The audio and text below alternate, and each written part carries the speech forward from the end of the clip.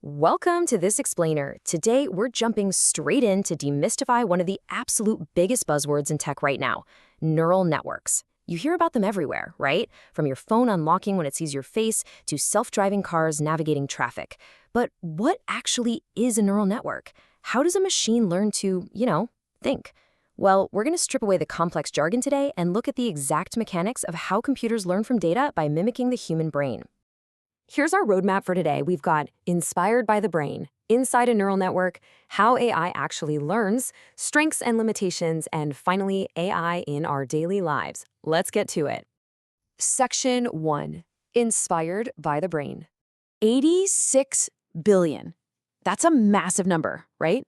Well, it literally represents the 86 billion tiny nerve cells, or neurons, firing inside your head right this very second. The human brain is the ultimate main control center. It makes decisions, stores memories, and controls your body using these 86 billion interconnected biological pathways, all carrying messages back and forth at lightning speed. So enter the artificial neural network. This is essentially a computer model built to imitate that exact biological masterpiece.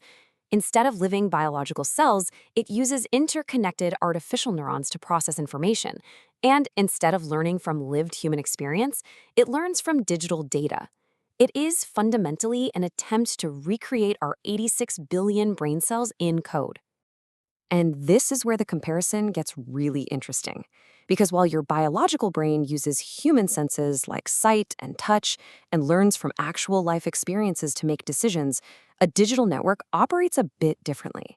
It relies on artificial nodes instead of cells and input data instead of physical senses. It's learning from vast oceans of digital information to predict outcomes, rather than making organic human choices. Let's look at a biological reflex we've all experienced to make this concrete: touching a hot stove. The split second your skin touches something hot, that acts as an input. A neuron instantly carries that message to your brain. Your brain processes that signal, makes a rapid decision, and sends an output signal back to your muscles to pull your hand away. Input, processing, and output, all happening in literally a fraction of a second. Section 2. Inside a neural network. Let's open up the digital black box. Mirroring our biology, a computer handles data through a remarkably similar 1-2-3 step flow. The data enters through the input layer, mirroring our skin sensing heat. It then gets analyzed in the hidden layer, which acts just like our brain processing that pain signal. And finally, it produces a result in the output layer, similar to our brain telling our hand to move. To put that workload into perspective, let's say an AI is deciding who gets a scholarship. The input layer just collects the raw facts, right? Age, grades, attendance. The hidden layer is where the actual magic happens. It does all the complex math to find hidden patterns. Finally, the output layer delivers the final verdict: scholarship granted or denied. Section 3. How AI actually learns. So, here is the million-dollar question.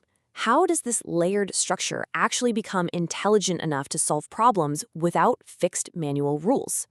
Traditional computer programs require rigid instructions, but we teach neural networks through pattern recognition.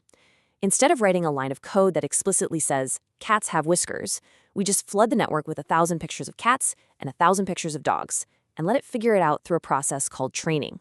By crunching all that visual data in those powerful hidden layers, the AI gradually learns to associate specific features strictly with cats. It's doing this completely independently.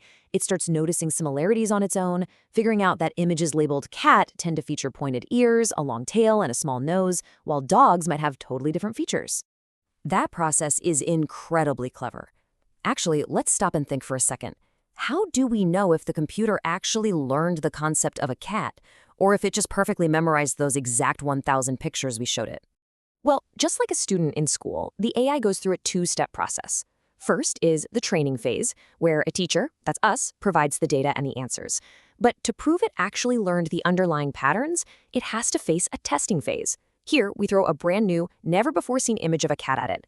If it can independently identify it correctly, we know the neural network has successfully learned the pattern and didn't just memorize the textbook.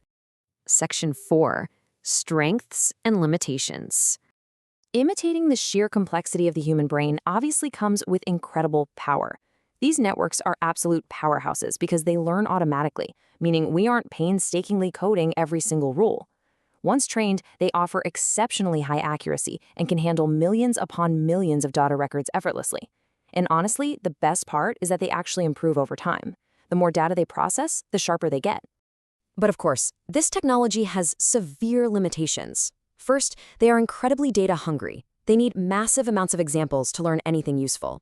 Second, running all those hidden layers takes immense computer processing power. Third, and this is a major issue, they often act as a confusing black box. It is notoriously difficult for us to look inside and understand exactly why the AI made a specific decision. And finally, they are incredibly gullible. If you feed them bad data, they will confidently produce bad results. Section 5. AI in our daily lives. So, with all that immense processing power and data crunching happening in the background, where are we actually interacting with these digital brains in the real world? Everywhere. Whether it's your phone seamlessly unlocking via face recognition, a bank instantly detecting credit card fraud, or doctors using AI for early disease detection, neural networks are already a massive part of our daily routines. Even your entertainment is curated by them. When Netflix or YouTube recommends your next favorite video, yep, that's a neural network finding patterns in your watch history. But as we marvel at how seamlessly this technology integrates into our lives, we have to remember one absolutely crucial limitation from our source material. Wrong data produces wrong results. The system literally only knows what we teach it. It has zero real-world common sense outside the strict data points fed into its input layer. Which leaves us with a pretty provocative question to ponder as we wrap up this explainer. If a digital brain relies entirely on human-provided data to learn its patterns, and it makes an incorrect decision, whose fault is it really? Is it the machine making the mistake? Or is the machine simply reflecting the flaws in the exact data we gave it? Thanks for joining me on this journey into the digital brain, and remember to keep questioning the data around you.